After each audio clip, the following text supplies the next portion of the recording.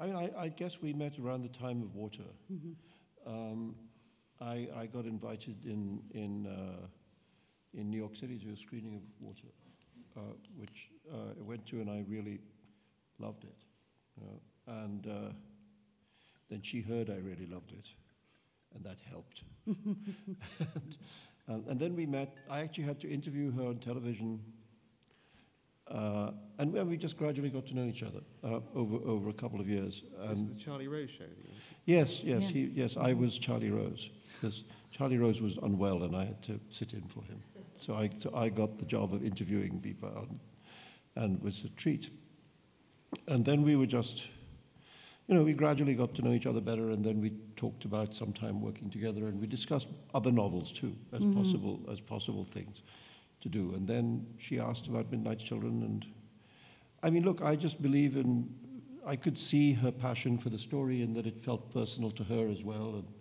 And I think, people direct good films when they feel personal to them, not because it's a famous book or something, but it has to somehow move over that and become personal to the director.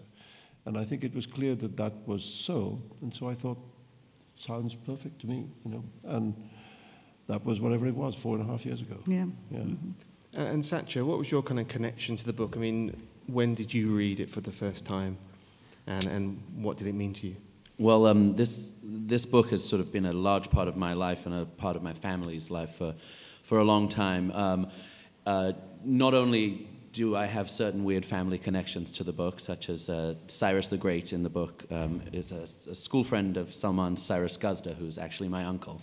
But also, this is the Bombay that my father grew up in, and the Bombay that I'd been hearing about for many years. And my father used to tell a story about a guy who used to sit on the corner between his home and school, and he used to sing, "You are my sunshine, my only sunshine," like this. And then I came and I read Midnight Children quite young, when I was about 10 years old, and there's the character of Wee Willie Winkie, and it's a completely similar sort of character. So it's a book that's meant a lot to me, and it's probably the same guy. Well, probably the same guy. Yeah, it's been a big influence in my family and in my life for many years.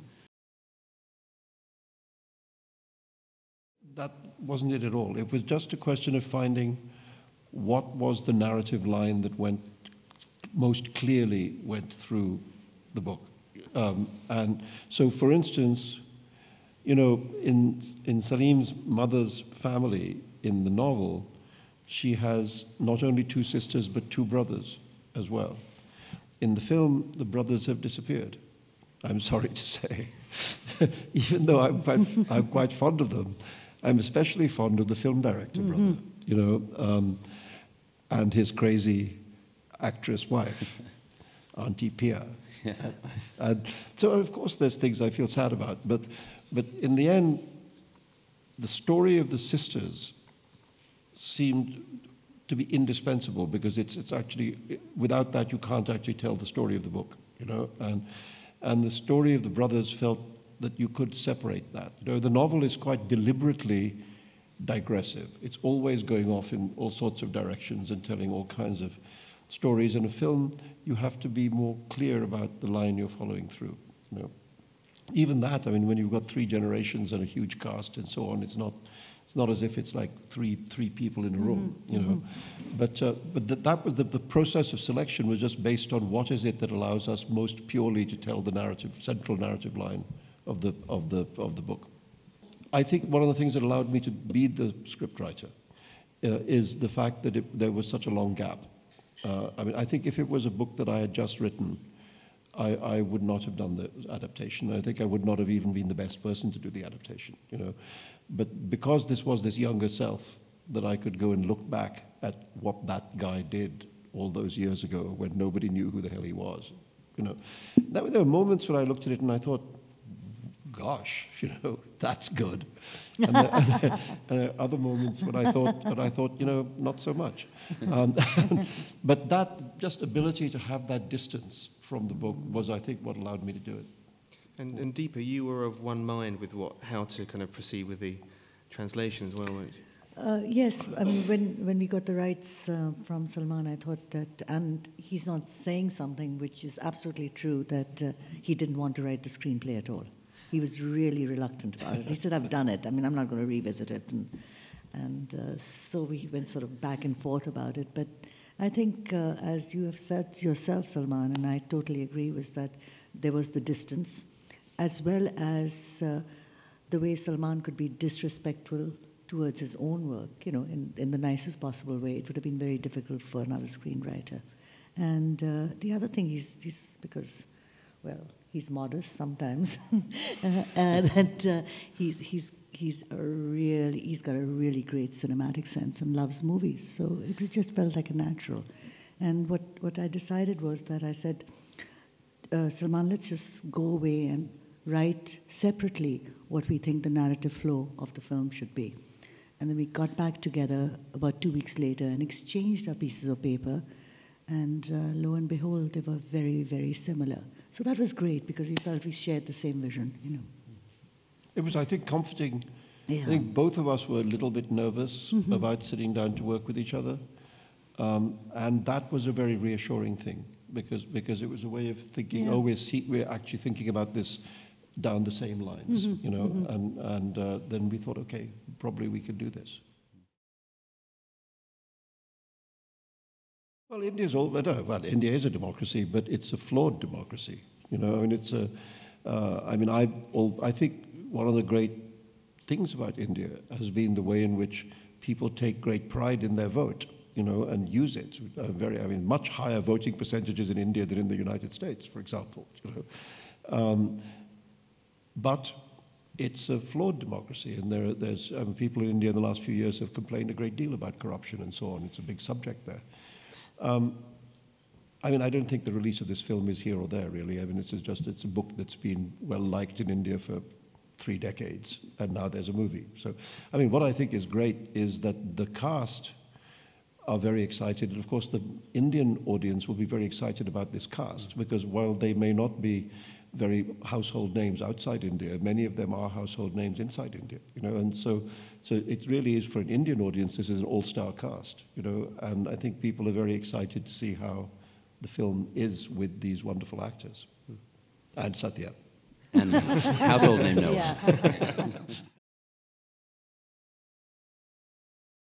Yeah. I was told a couple of times today the story of this gentleman who was sitting next to me when the first screening of the film, which was at the Telluride Film Festival. And when the lights came up at the end, he had tears on his cheeks like that. And I said, I'm sorry I made you cry. and he said this lovely thing. He said, no, these are tears of beauty. And I thought, you know, what could be a better review for a film? And I think that's it. People come out of I mean, I've watched audiences now in the United States and Canada and here responding to the film, and they all respond the same way. They're very deeply affected by it.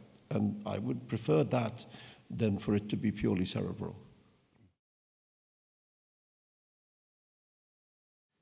No, I think playing yourself is something that gets old very quickly, you know.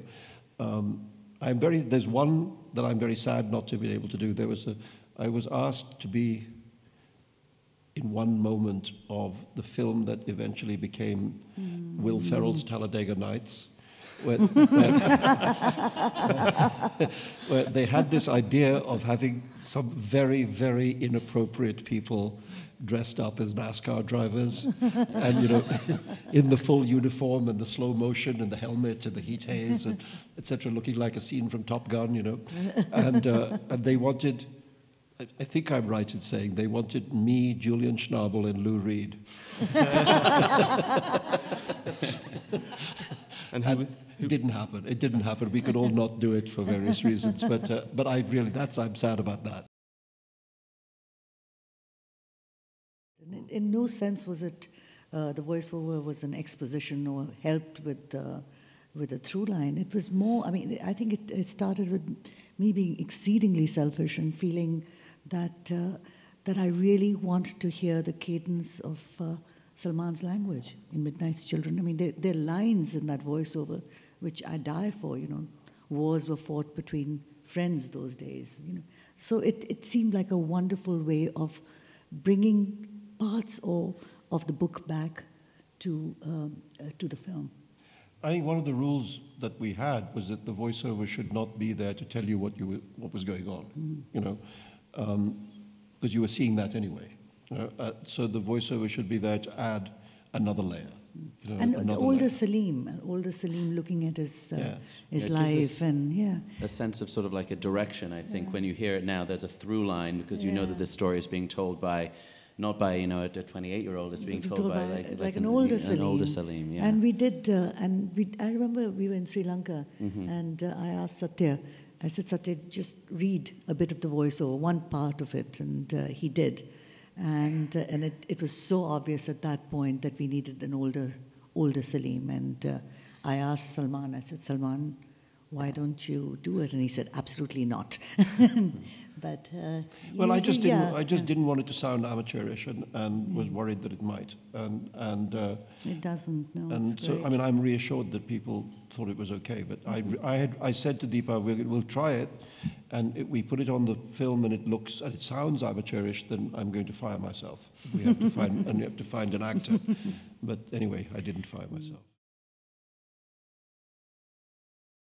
Nothing. I mean, the problems around me have not to do with this novel. They have to do with another novel. But sometimes there's a kind of spillover, you know. And I think the answer to one of the earlier questions about why this film wasn't made before is that there was a long period in the aftermath of the fatwa against the Satanic Verses where it was probably difficult to make any film associated with anything that I'd done. And that created a sort of, you know, wilderness of a dozen years or more during which it wasn't possible to make a film, you know, not just the Satanic Verses, but anything else. Any problems that were associated with producing this film had to do with the remnants of that problem, rather than anything to do with this book.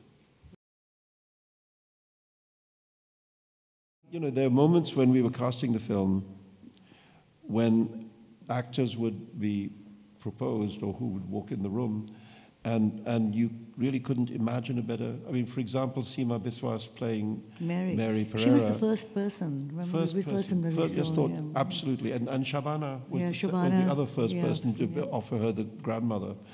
And you just couldn't. I mean, Shabana is just as fierce as my grandmother. Better looking, but just as fierce.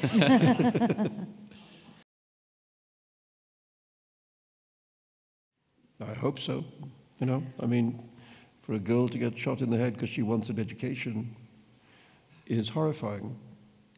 And it shows how bad things have become in Pakistan because of Pakistan's tolerance of these extremists within its boundaries. And yeah, I mean, I think that at least the reaction has been horrified in Pakistan, and hopefully it will be a moment at which that country understands that it needs to solve these problems. You know, if you give safe haven to terrorist groups, they're going to behave like this, and in the end, that's your fault.